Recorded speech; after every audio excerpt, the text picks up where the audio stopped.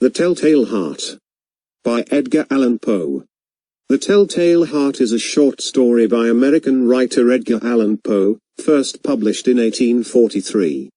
It is related by an unnamed narrator who endeavors to convince the reader of the narrator's sanity while simultaneously describing a murder the narrator committed. The victim was an old man with a filmy vulture eye, as the narrator calls it. The narrator emphasizes the careful calculation of the murder, attempting the perfect crime, complete with dismembering and hiding the body under the floorboards. Ultimately, the narrator's feelings result in hearing a thumping sound, which the narrator interprets as the dead man's beating heart. The Telltale Heart. True. Nervous, very, very dreadfully nervous I had been and am. But why will you say that I am mad? The disease had sharpened my senses, not destroyed, not dulled them. Above all was the sense of hearing acute. I heard all things in the heaven and in the earth. I heard many things in hell. How, then, am I mad? Hearken, and observe how healthily, how calmly I can tell you the whole story. It is impossible to say how first the idea entered my brain, but once conceived, it haunted me day and night. Object there was none. Passion there was none. I loved the old man. He had never wronged me. He had never given me insult. For his gold I had no desire. I think it was his eye. Yes, it was this. He had the eye of a vulture, a pale blue eye, with a film over it. Whenever it fell upon me, my blood ran cold, and so by degrees, very gradually, I made up my mind to take the life of the old man, and thus rid myself of the eye forever. Now this is the point. You fancy me mad. Madmen know nothing. But you should have seen me. You should have seen how wisely I proceeded, with what caution, with what foresight, with what dissimulation I went to work. I was never kinder to the old man than during the whole week before I killed him. And every night, about midnight, I turned the latch of his door and opened it, oh so gently. And then, when I had made an opening sufficient for my head, I put in a dark lantern, all closed, that no light shone out, and then I thrust in my head. Oh, you would have laughed to see how cunningly I thrust it in. I moved it slowly, very, very slowly, so that I might not disturb the old man's sleep. It took me an hour to place my whole head within the opening so far that I could see him as he lay upon his bed. Ha! Would a madman have been so wise as this? And then, when my head was well in the room, I undid the lantern cautiously, oh, so cautiously, for the hinges creaked. I undid it just so much that a single thin ray fell upon the vulture eye. And this I did for 7 long nights, every night just at midnight, but I found the eye always closed, and so it was impossible to do the work, for it was not the old man who vexed me, but his evil eye. And every morning, when the day broke, I went boldly into the chamber, and spoke courageously to him, calling him by name in a hearty tone, and inquiring how he has passed the night. So you see he would have been a very profound old man, indeed, to suspect that every night, just at 12, I looked in upon him while he slept. Upon the 8th night I was more than usually cautious in opening the door. A watch's minute hand moves more quickly than did mine. Never before that night had I felt the extent of my own powers, of my sagacity. I could scarcely contain my feelings of triumph. To think that there I was, opening the door, little by little, and he not even to dream of my secret deeds or thoughts. I fairly chuckled at the idea, and perhaps he heard me, for he moved on the bed suddenly, as if startled. Now you may think that I drew back, but no. His room was as black as pitch with the thick darkness, for the shutters were close fastened, through fear of robbers, and so I knew that he could not see the opening of the door, and I kept pushing it on steadily.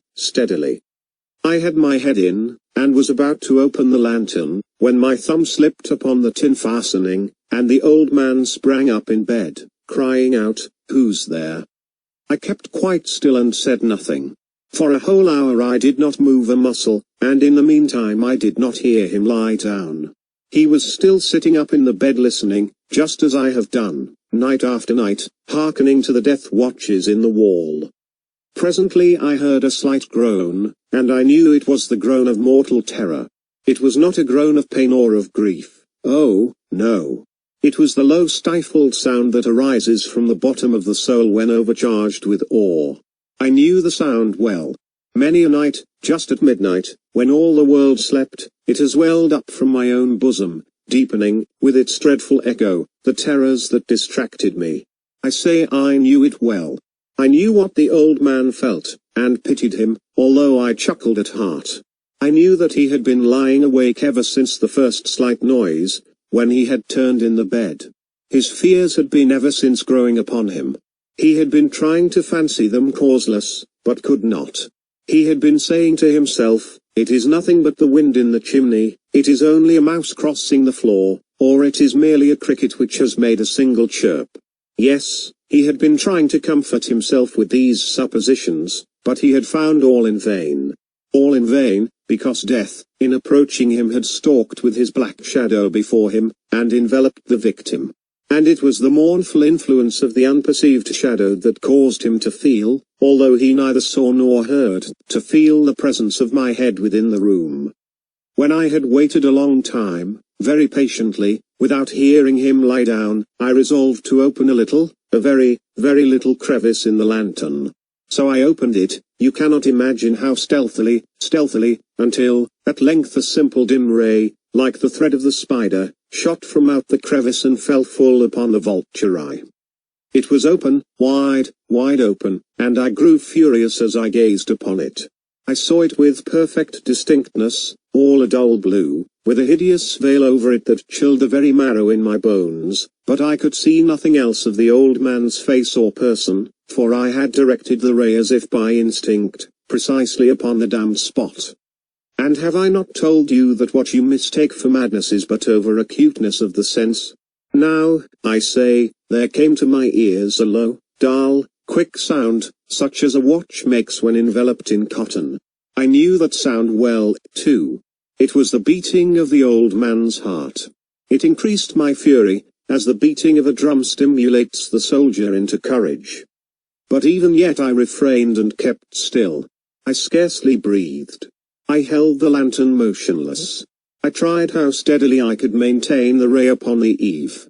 Meantime the hellish tattoo of the heart increased. It grew quicker and quicker, and louder every instant. The old man's terror must have been extreme.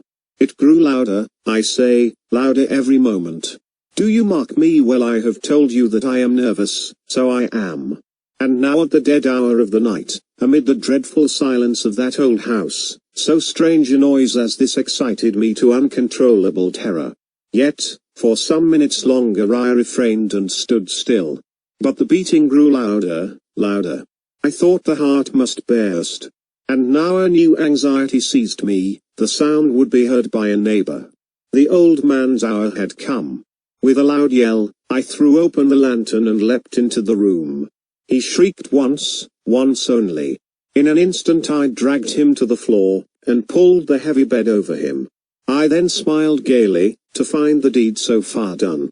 But, for many minutes, the heart beat on with a muffled sound. This, however, did not vex me, it would not be heard through the wall. At length it ceased. The old man was dead.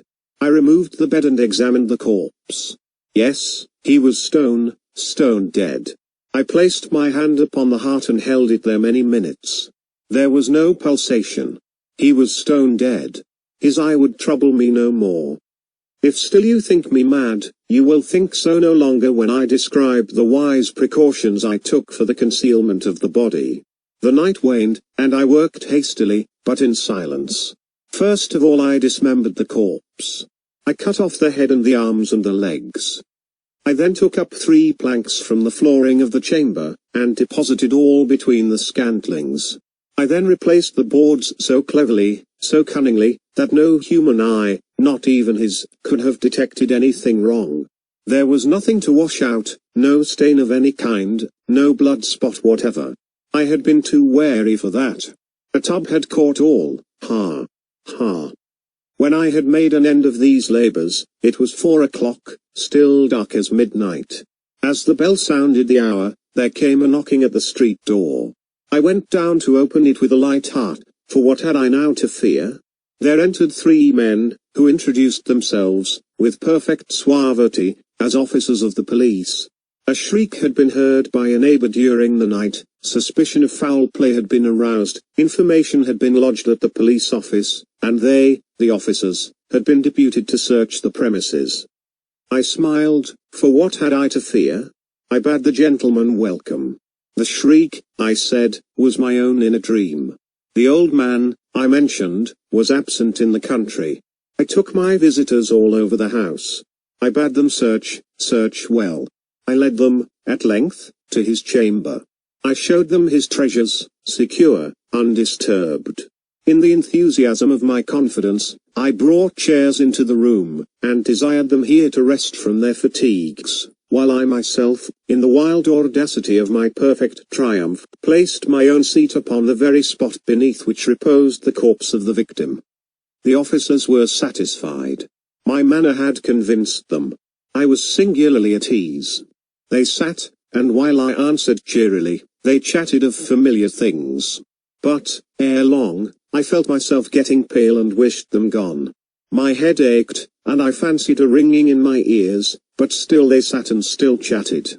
The ringing became more distinct, it continued and became more distinct. I talked more freely to get rid of the feeling, but it continued and gained definiteness, until, at length, I found that the noise was not within my ears.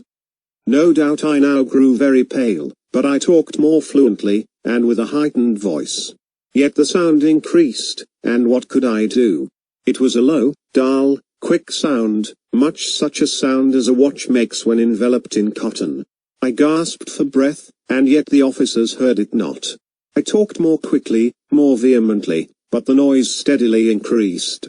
I arose and argued about trifles, in a high key and with violent gesticulations, but the noise steadily increased. Why would they not be gone? I paced the floor to and fro with heavy strides, as if excited to fury by the observations of the men, but the noise steadily increased. Oh God! What could I do? I foamed, I raved, I swore. I swung the chair upon which I had been sitting, and grated it upon the boards, but the noise arose over all and continually increased. It grew louder, louder, louder. And still the men chatted pleasantly, and smiled. Was it possible they heard not? Almighty God! No, no. They heard. They suspected. They knew. They were making a mockery of my horror. This I thought, and this I think. But anything was better than this agony. Anything was more tolerable than this derision. I could bear those hypocritical smiles no longer. I felt that I must scream or die. And now, again. Hark! Louder! Louder! Louder! Louder! Villains! I shrieked, dissemble no more. I admit the deed. Tear up the planks. Here, here. It is the beating of his hideous heart. End of the story. Thank you.